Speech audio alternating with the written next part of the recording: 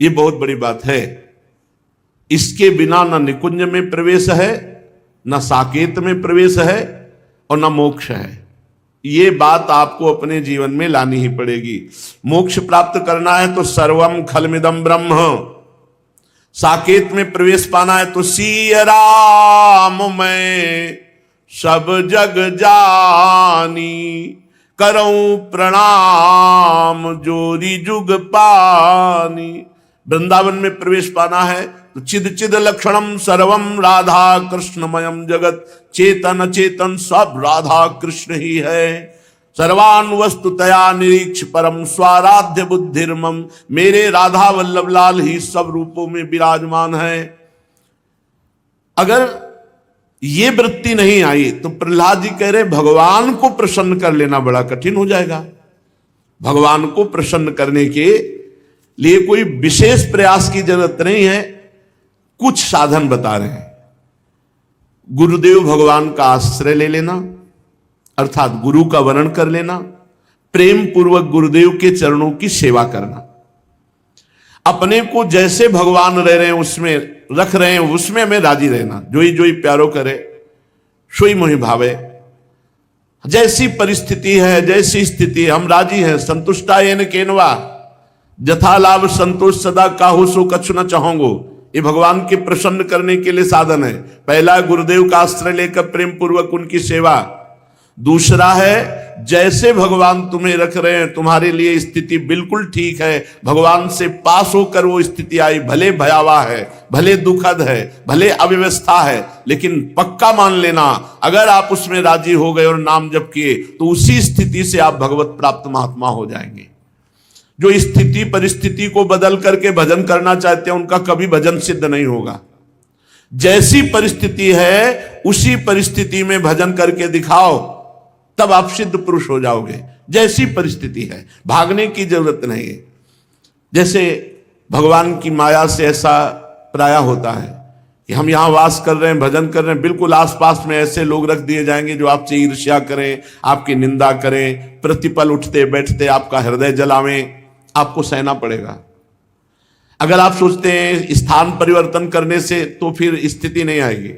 भगवान ने वो परिस्थिति दी है जिससे आप परिपक्व महात्मा बन जाए, परिपक्व साधक बन जाए। इसलिए भागो मत किसी परिस्थिति से, उसी परिस्थिति में डट कर भजन करो। श्री प्रहलाद जी कह रहे हैं जैसी भगवान ने स्थिति परिस्थिति दी है उसी परिस्थिति में खूब भजन करो, परिस्थिति बदलने की कामना मत करो। और भगवान की शरण में होकर भगवान की खूब चर्चा सुनो। भगवत प्रेमी महात्माओं के संग से ये सहज में मिलती है भगवत चर्चा, क्योंकि उनका स्वभाव होता है, उनका व्यसन होता है, उनका नशा होता है भगवत चर्चा करना। तो भगवत प्रेमी महात्माओं के संग से खूब भगवत चर्चा सुनना, भगवत चर्चा करना, भगवान नाम जप करना, भगवान के श्री विग्रह की सेवा पूजा करना और सर्वशक्तिमान भगवान सर्वत्र विराजमान है, ये भावना करना। जब आप इतना करोगे तो आपके हृदय से ये 6 विकार नष्ट हो जाएंगे जो पूरी सृष्टि को पराजित किए हुए हैं। काम क्रोध लोभ मोह मद मत्सर एवं निर्जित षड्वर्ग क्रियते भक्तिरीश्वरे। भगवान की भक्ति का फल क्या मिला? काम क्रोध लोभ मोह मद मत्सर ये नष्ट हो गए। ये हमको सदैव गुलाम बनाए हुए थे, अब भक्ति के प्रभाव से, भजन के प्रभाव से हम इनके ऊपर उठ गए। इनका प्रभाव हमारे ऊपर ना पड़े तब माना जाएगा कि आपकी भक्ति परिपक्व हो गई है, आपकी भक्ति सिद्धावस्था की तरफ जा रही है।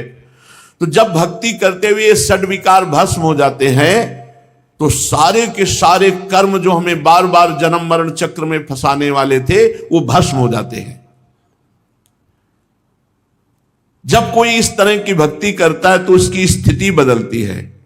स्थिति में वो यदाति हर्षोत पुलकासु गदगदम प्रोत्कंठ उद्गायति रौति नृत्यति। वो कभी कभी भगवान के चिंतन में इतना आनंदित हो जाता है कि नाचने लगता है। यदाति हर्षोत पुलकित हो गया, अश्रु बह रहे, कुछ बोला नहीं जा रहा।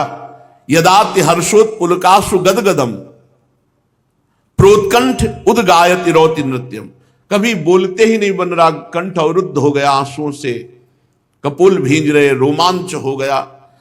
कभी वो रौती, बहुत जोर जोर से रो रहा है, कभी उद्गायति, कभी भगवान के गीत गा रहा है, और कभी नृत्यति, कभी नाच रहा है। यदा ग्रहग्रस्त इव क्वचित धसत्या क्रंदन्ते ध्यायति वंदते जनम। अब बाहर से वैसा दिखाई दे रहा है मानो कोई पागल हो, कभी सबके चरणों में वंदना कर रहा है, कभी भगवान में तन्मय होकर के समाधिस्थ हो रहा है, कभी बड़ी बड़ी लंबी सांसें खींच करके जोर से पुकार, हे जगतपते, हे गोविंद, हे नारायण, हे हरि, हा राधा, ऐसे पुकारता है।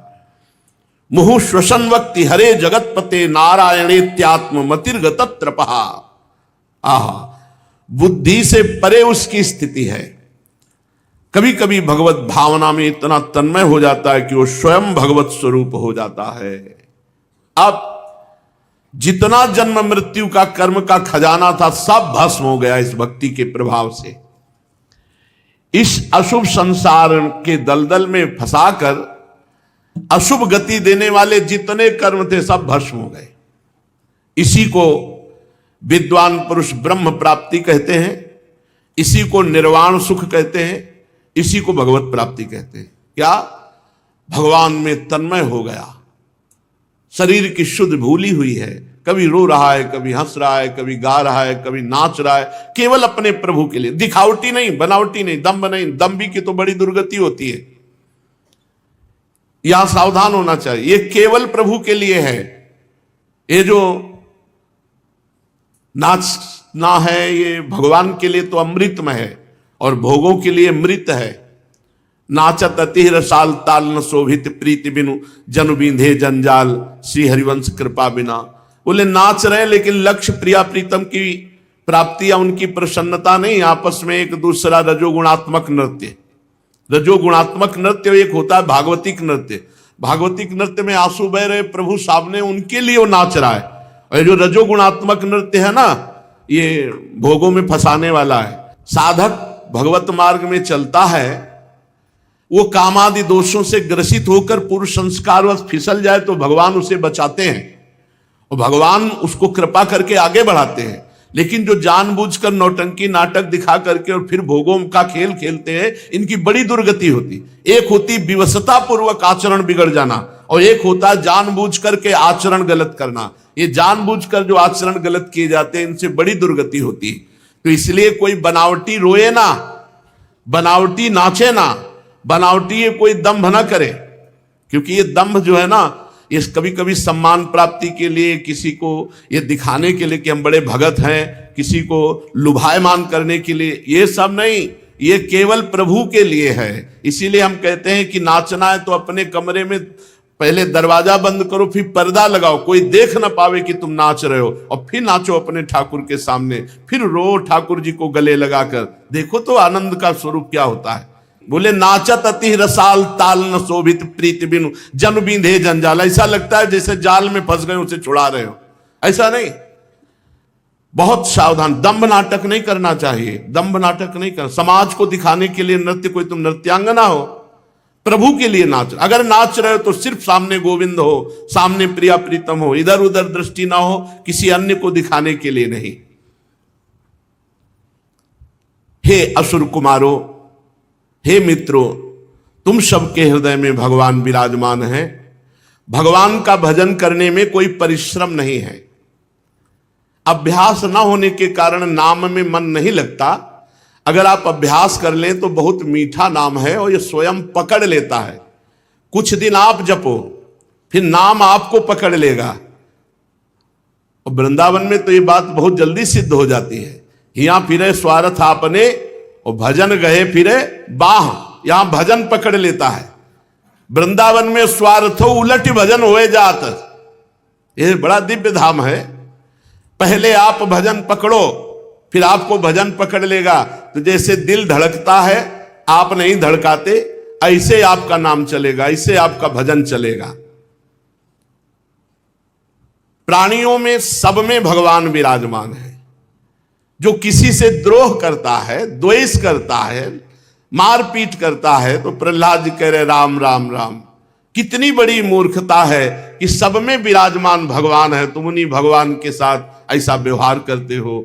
सच्ची बात है, बहुत बढ़िया आनंदमय जीवन व्यतीत करने के लिए मनुष्य शरीर मिला है।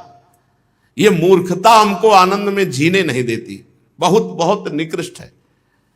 समस्त धन, स्त्री, पुत्र, पुत्री, महल, पृथ्वी, हाथी, खजाना, भांति भांति की विभूतियां, ये सब छूट जाएगा प्यारे। जब तुम्हारा शरीर छूट जाएगा तो ये सब छूट जाएगा। कोई तुम्हें साथ नहीं देगा, कोई नहीं पहचानेगा, कोई तुम्हें नहीं जानेगा मानेगा। कौन मानता है?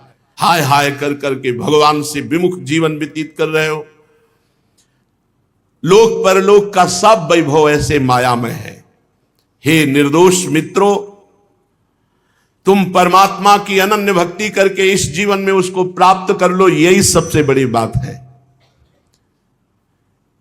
इसके सिवा यदि अपने को कोई बहुत बड़ा विद्वान मानता है और इस लोक में बार बार वही भोग सामग्री कमाने का प्रयास करता है, भजन नहीं करता है, तो निस्संदेह वो मूर्ख है, वो विद्वान नहीं है। बुद्धिमान वही है, रामई भजते चतुर नर, जो भगवान का भजन कर लिए, नाम कमा लिए, वही धनी। कबीरा सब जग निर्धना, धनवंता नहीं कोई, धनवंता सोई जानिए, जाके राम नाम धन हो, भगवत नाम धन। जब ये शरीर ही नहीं रहता तो ये पुत्र, स्त्री, महल, धन, संपत्ति, राज, खजाना, हाथी, घोड़े, मंत्री, नौकर, चाकर, गुरुजन, ये कोई साथ नहीं देता। इसलिए प्यारे मित्रों, ये संसार स्वाप्निक है, यहां के भोग सब नष्ट होने वाले हैं। यहां पुरुषार्थ है तो केवल भजन है। प्रहलाद जी कह रहे भगवान का भजन ही पुरुषार्थ है। प्रयत्न करके भगवान का नाम जप कर लो। ये जीव जो जो कर्म करता है वो कर्म तत्काल अंतर ध्यान हो जाता है और उसके सर पर सवार हो जाता है, और जब उसका समय आएगा तो वो अपना खेल रच देगा। बुरी दशा आने के पहले बुद्धि बदली जाती है। जहिका विधना दारुण दुख दीन, ताके मत पहले हरिलीन। वो कर्म उसी बुद्धि में सवार होकर आप ना आवई ताहि पर ताहि तहां ले जाए, वही ले जाएगा जहां तुम्हें दंड भोगना है। इसलिए कर्म तुम पर हावी होकर नष्ट कर दे, उसके पहले ऐसा महान कर्म कर लो, भगवान का भजन, कि ये सब कर्म भस्म हो जाए जो तुम्हें दंड देने वाले हैं। भगवान को प्रसन्न करने के लिए कोई उच्च कुल का, जाति का होना, या बहुत पढ़ा लिखा विद्वान होना, या बहुत गुणवान होना, या बहुत धनवान होना, ये सब ये जरूरत नहीं है। प्रहलाद जी कह रहे हैं देवो शुरो मनुष्यो वा यक्षो गंधर्व एवच, भजन मुकुंद चरणम स्वस्तिमान स्याद् यथा वयम, नालम द्विजत्वम देवत्व मृषित्वम वा सुरात्मजा, प्रीणनाय मुकुंदस्य न वृत्तम न बहुज्ञता, न दानम न तपो नेद्या, न शौचम न व्रतानि च, प्रीयते अमलया भक्त्या हरिरन्यद विडंबनम। भगवान को प्रसन्न करने के लिए, भगवान का भजन करने के लिए, ये जरूरी नहीं कि भाई ऊंची जाति में उनका जन्म हुआ तो भगवान को प्राप्त कर लेंगे। नहीं, प्रहलाद जी कह रहे हैं देवता, दैत्य, मनुष्य, यक्ष अथवा गंधर्व, कोई भी हो जो भगवान के चरण कमलों का आश्रय लेकर भजन करता है, वो हमारे समान परम कल्याण का भाजन बन जाता है। दैत्य बाल को भगवान को प्रसन्न करने के लिए ब्राह्मण होना, देवता होना, ऋषि होना, सदाचारी होना, ज्ञान संपन्न होना, दानी होना, तपस्वी होना, याज्ञिक होना, या पवित्रता का निर्वाह करना, बड़े बड़े व्रतों का अनुष्ठान करना, ये पर्याप्त नहीं है। तो कैसे भगवान प्रसन्न होते हैं? भगवान के होकर भगवान का भजन करो बस। बिगड़ी जन्म अनेक किया वही सुधरे आज, होई राम को नाम जप, तुलसी तज कुसुमाज। गंदे आचरणों का त्याग करके नाम जप करते हुए भगवान के आश्रित हो गया, ये इसी से भगवान प्रसन्न हो जाते हैं। भगवान की भक्ति के प्रभाव से चाहे वो दैत्य हो, यक्ष हो, राक्षस हो, स्त्रियां हो, शूद्र हो, गोपाल हो, अहीर हो, पक्षी हो, मृग हो, पशु, कोई भी हो, सबको भगवत प्राप्ति हो सकती है यदि सत्संग मिल जाए, भजन बन जाए।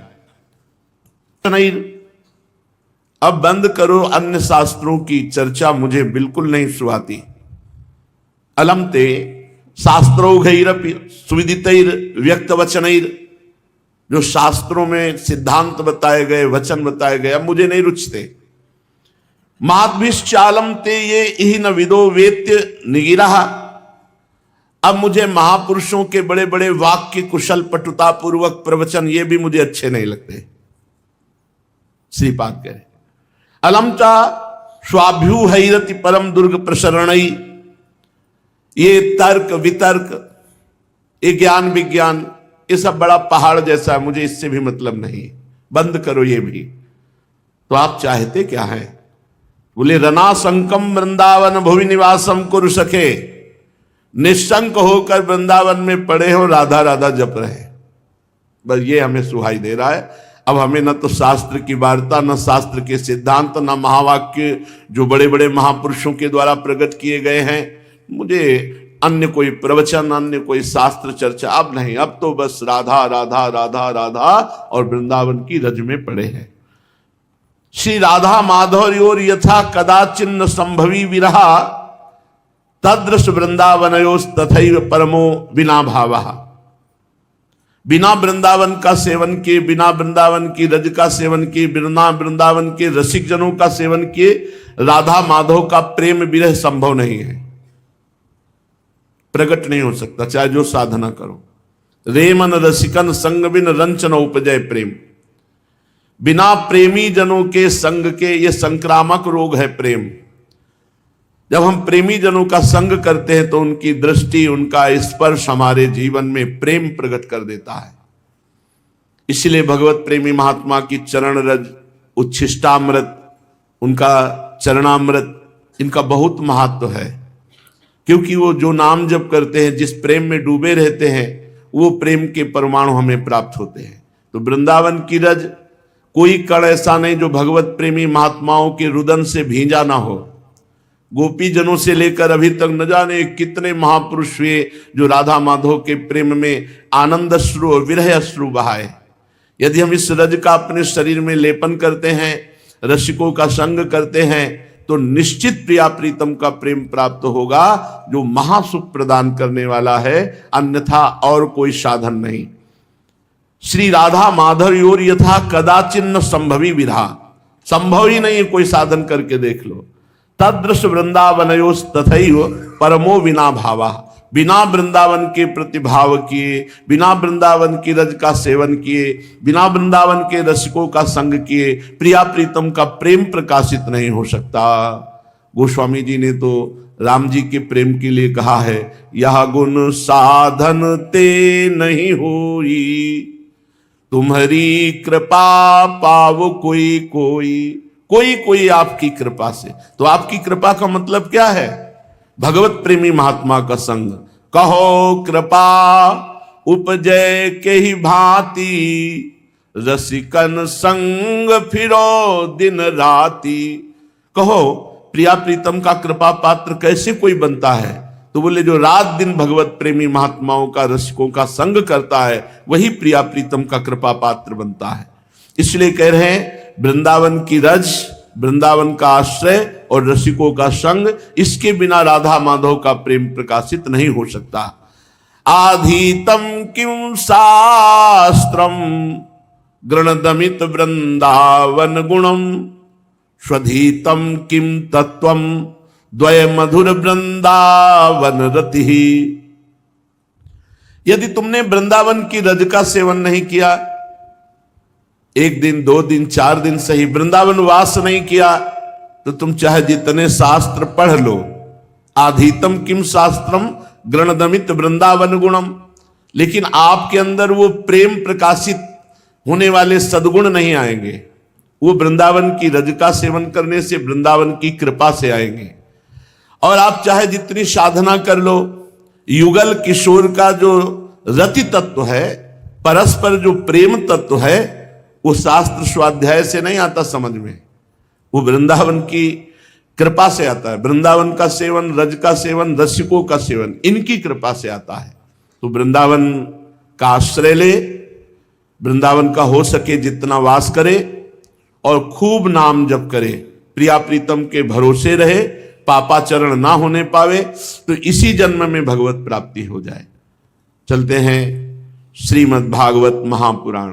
ठीक यही प्रसंग प्रहलाद जी महाराज अपने मित्रों से कह रहे हैं कि हे मित्रों, ये मानव देह केवल भगवत प्राप्ति के लिए है।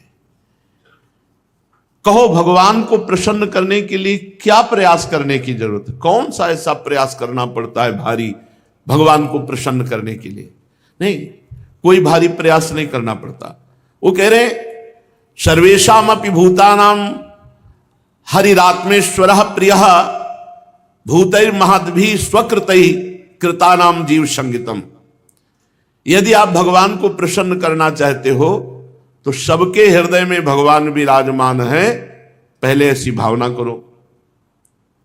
एक नाही लख कोरी, श्री भट्ट देवाचार्य जी कह रहे हैं, कैसे वर्णन करूं? एक जीव है, अगर लाखों करोड़ों जीव होती तो शायद हम वर्णन करने की चेष्टा करते।